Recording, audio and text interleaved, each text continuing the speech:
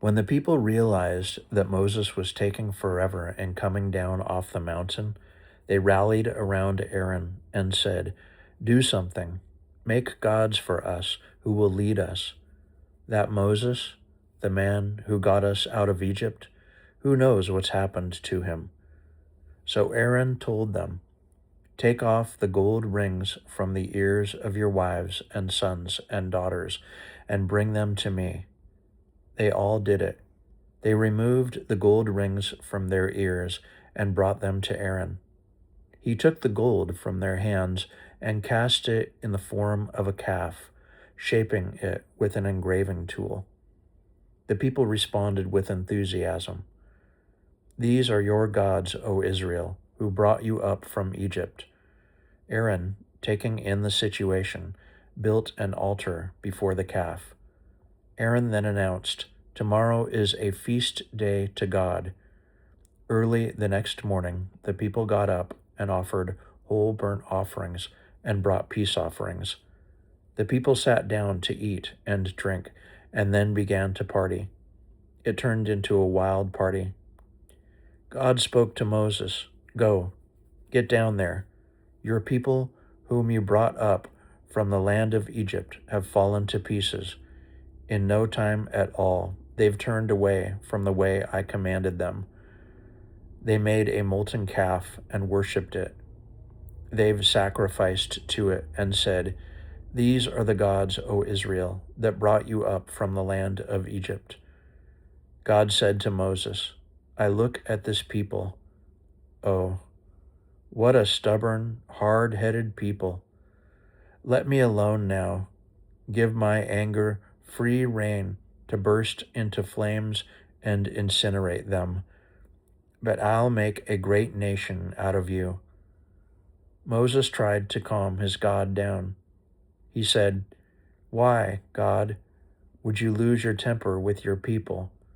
Why, you brought them out of Egypt in a tremendous demonstration of power and strength. Why let the Egyptians say, 'He had it in for them'? He brought them out so he could kill them in the mountains, wipe them right off the face of the earth. Stop your anger. Think twice about bringing evil against your people. Think of Abraham, Isaac, and Israel, your servants, to whom you gave your word, telling them, 'I will give you many children, as many as the stars in the sky, and I'll give this land to your children as their land forever.'" And God did think twice. He decided not to do the evil he had threatened against his people. Moses turned around and came down from the mountain, carrying the 2 tablets of the testimony. The tablets were written on both sides, front and back. God made the tablets, and God wrote the tablets, and graved them. When Joshua heard the sound of the people shouting noisily, he said to Moses, "That's the sound of war in the camp." But Moses said, "Those aren't songs of victory, and those aren't songs of defeat. I hear songs of people throwing a party." Excuse me. And that's what it was. When Moses came near to the camp and saw the calf and the people dancing, his anger flared. He threw down the tablets and smashed them to pieces at the foot of the mountain. He took the calf that they had made, melted it down with fire, pulverized it to powder, then scattered it on the water and made the Israelites drink it. Moses said to Aaron, "What on earth did these people ever do to you that you involved them in this huge sin?" Aaron said, "Master, don't be angry. You know this people and how set on evil they are. They said to me, 'Make us gods who will lead us.' This Moses, the man who brought us out of Egypt, we don't know what's happened to him." So I said, 'Who has gold?' And they took off their jewelry and gave it to me. I threw it in the fire, and out came this calf." Moses saw that the people were simply running wild.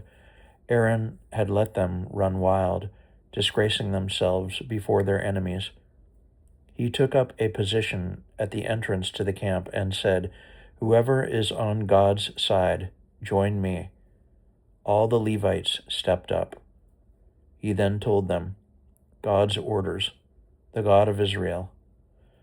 Let me read that again. He then told them, God's orders, the God of Israel. Strap on your swords and go to work. Crisscross the camp from one end to the other. Kill brother, friend, neighbor. The Levites carried out Moses' orders. 3,000 of the people were killed that day. Moses said, "You confirmed your ordination today, and at great cost, even killing your sons and brothers, and God has blessed you." The next day Moses addressed the people. "You have sinned an enormous sin, but I am going to go up to God. Maybe I'll be able to clear you of your sin."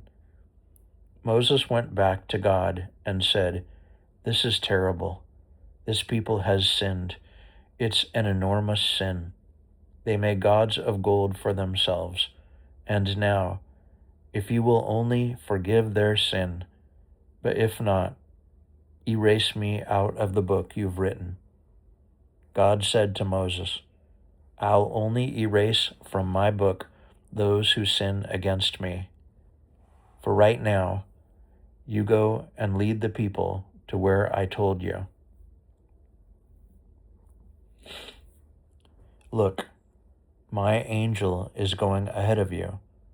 On the day, though, when I settle accounts, their sins will certainly be part of the settlement. God sent a plague on the people because of the calf and Aaron. I'm going to read this again. God sent a plague on the people because of the calf they and Aaron had made.